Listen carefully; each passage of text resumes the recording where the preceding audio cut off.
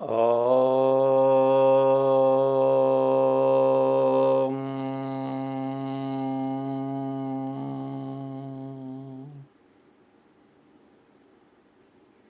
దివ్యాత్మస్వరూపులారా, భగవద్గీత అంతరార్థం మానవ జీవన విధానం గురించి అనేక విషయాలు తెలుసుకుంటున్నాం. అందులో భాగంగా నేడు శబ్దం యొక్క ప్రాముఖ్యత, ఆ శబ్దము దేని ద్వారా ఉత్పన్నమైంది, దాని గురించి భగవద్గీత ఏం చెప్పిందో తెలుసుకుందాం. ఓమిత్యేకాక్షరం బ్రహ్మ వ్యాహరన్ మామనుస్మరన్ యప్రయాతి త్యజందేహం సయాతి పరమాంగతిం.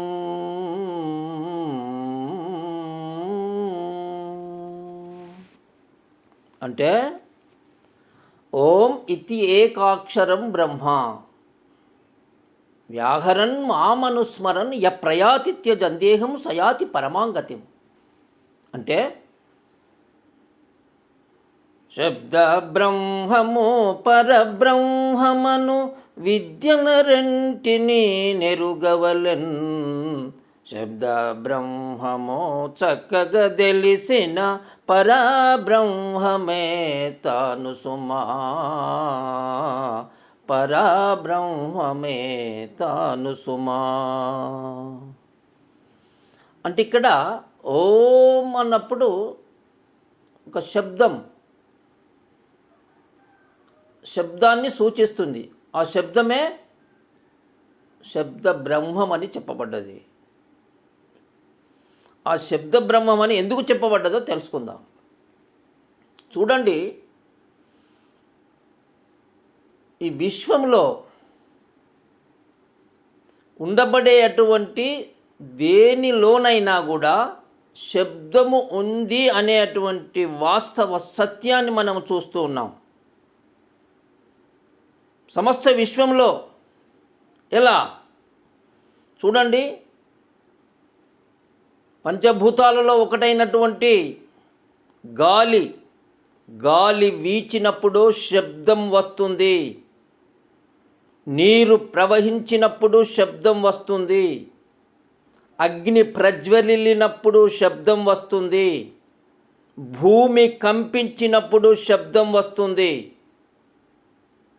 సత్యం. చూడండి, గమనించండి.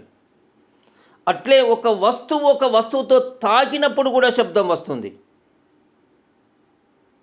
ఒక చెయ్యితో కావచ్చు, ఏదైనా ఎనీ వస్తువు ఒక వస్తువుతో తాకినప్పుడు కూడా శబ్దం వస్తుంది.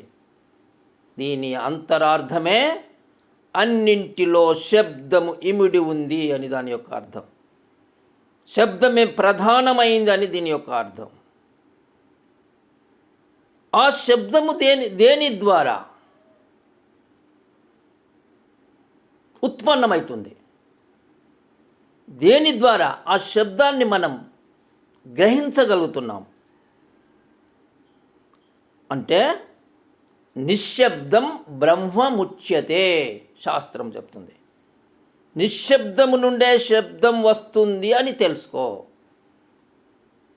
చూడండి, మనం ఒక దేవాలయానికి వెళ్ళినప్పుడు అక్కడ ఒక గంట ఉంటుంది. గంటను కొట్టినప్పుడు, గంట కొట్టక ముందు ఏముండదు, నిశ్శబ్దమే ఉంటుంది. గంటను కొట్టినప్పుడు ఆ గంట మ్రోగినంతసేపు శబ్దం, తర్వాత మళ్ళీ నిశ్శబ్దమే. అంటే అర్థమైంది, నిశ్శబ్దము నుండి శబ్దం వస్తుంది. ఆ శబ్దం నిశ్శబ్దంలోనే కలిసిపోతుంది. ఇది సత్యం. అందుకనే ఓం అనేటువంటి శబ్ద బ్రహ్మాన్ని అనుసరించు, ధ్యానించు. అది ఏం చేస్తుంది? నిశ్శబ్దమైనటువంటి పరమాత్మను పొందింపజేస్తుంది అని చెప్పబడ్డది భగవద్గీత ద్వారా. అందుకనే ఓం ఓం ఓం అనేటువంటి వీడియోల ద్వారా మనం దేవాలయాల్లో కానీ, కొంతమంది వ్యక్తులు వారి ఇళ్లలో కానీ ఈ ఓం అనేటువంటి ఓంకార శబ్ద ఉపాసనను పెట్టుకోవటానికి కారణమై ఉన్నది. అందువల్ల దివ్యాత్మ స్వరూపులారా, ఈ సమస్త విశ్వమంతా కూడా శబ్దమయమై ఉన్నది.